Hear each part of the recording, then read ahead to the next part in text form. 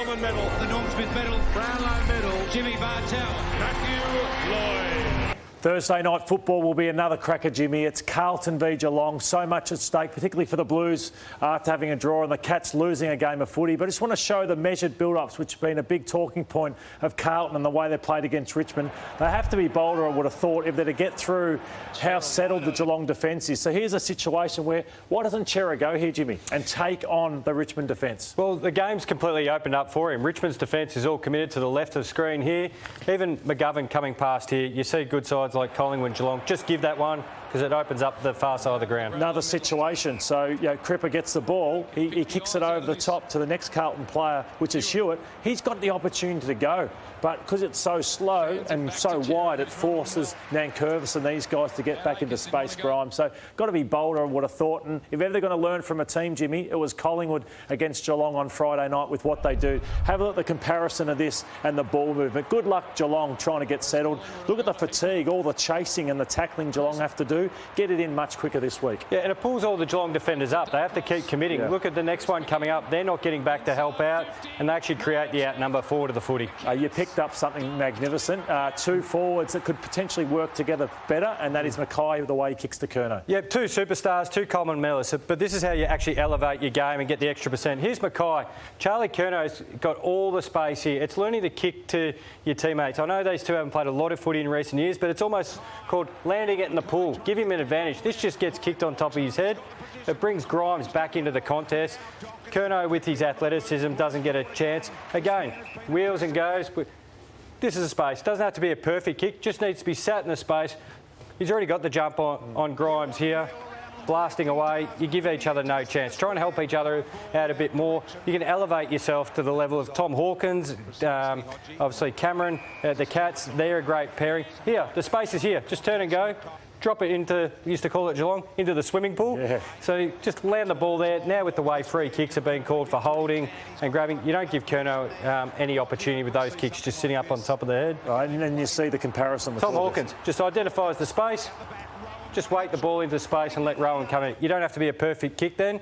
Allow the person, your teammate, to run onto the footy. Fantastic vision. It's a way of getting easier marks than the contested stuff. Who do you tip in this one? I like the Cats. I'm going to go the Cats, even though a couple of injuries. I think they'll still have enough to get over the line. Friday night football at the Gabba is Melbourne and the Brisbane Lions. It's all about Brisbane in this game, Jim, in my opinion. And here's what Chris Fagan had to say after their horror loss to Port Adelaide.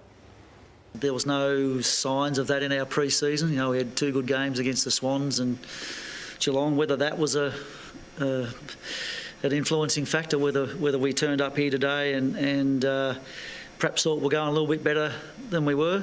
Oh, it would have been a tough week at Brisbane, Jimmy. Yeah. And look at some of these numbers. So in terms of round one disposals, they're ranked 18th for disposal, beaten up at the contest, beaten for a run, contested marks. They were just beaten up in every area. Yeah, and this marks one's a telling one for me, Lloydie. It sometimes doesn't feel like the big sexy play, cutting out that little release mark, but the knock-on effect, which we'll see in some of these edits, what it has to your defensive group and trying to win the ball back.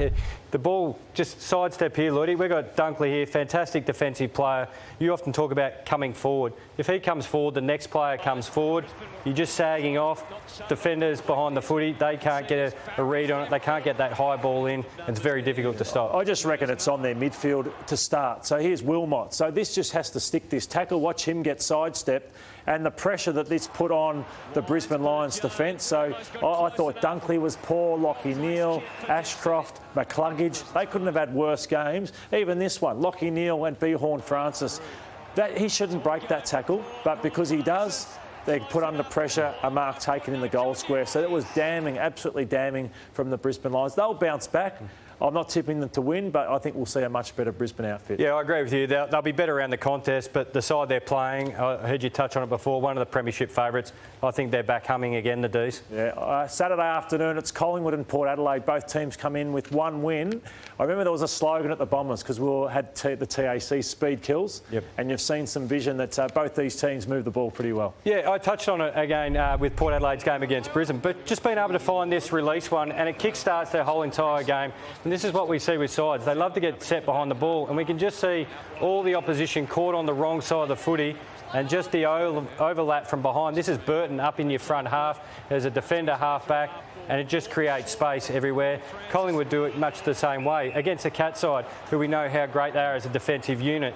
This kick, magnificent kick, it's brave, but count all these Geelong numbers caught on the right-hand side of the screen, you bring it back in the MCG, and look at all these Geelong players. Their backs to the footy because they're scrambling now just because of that square up. You can't help out in defence, you can't zone out, and you're just at the mercy of Collingwood's ball use now. Phenomenal kick by Pendlebury, just opened up the whole game, and suddenly Geelong are very unsettled, and watch what happens. McCreery kicks it in long, high to the goal square, backs to the ball, and there's just a mark out the back. Just something that I highlight though for Port Adelaide was Travis Boak didn't play in the game, and just a different look midfield. So I hope Kenny Hinkley has the courage to stick to it. Maybe Wines and Boak don't go in the midfield as often, because the powerful run of Rosie, Butters, Horne-Francis was outstanding in this game. Yep, all impact, all going forward, and scoreboard pressure as well. Can they beat the Pies, you think? I think it'll be a close game. But, geez, I love seeing what the Pies did the other night. I'm going with them. Yeah, the Pies for me too, Sam.